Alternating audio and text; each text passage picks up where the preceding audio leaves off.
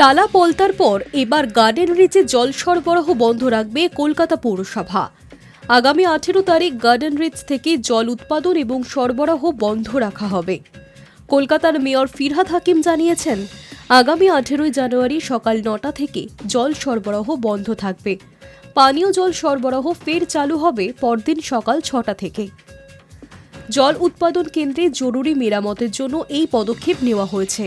ফলে ওই দিন বিকেলে কালীঘাট, চেতলা, বেহালা, পণ্যশ্রী, কসবা সহ গোটা দক্ষিণ কলকাতা সহ সংযুক্ত এলাকার প্রায় সব ওয়ার্ডেই পানীয় জল সরবরাহ বন্ধ রাখা হচ্ছে।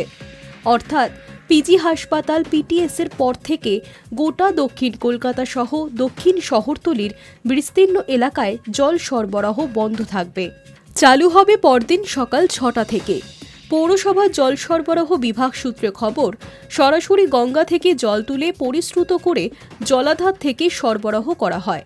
পলতার একটি বিশেষ সুবিধা আছে, উজানে থাকার জন্য গঙ্গার জলে পলি কম পড়ে, কিন্তু গার্ডেন রিচে সেই সুবিধা নেই। তাই অপরিশ্রুত জল বেশি সময় রাখা যায় না।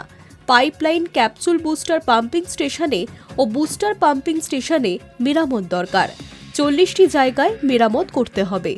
আধিকারিকদের অভিমত, গ্রীষ্মকালে যাতে দক্ষিণ কলকাতা সহ সংযুক্ত এলাকায় নিরবচ্ছিন্ন পানীয় জল সরবরাহ করা যায়, তার জন্যই 18 জানুয়ারি সকাল 9টার পর বিকেলে পানীয় জল সরবরাহ বন্ধ রাখা হচ্ছে। Hi news network.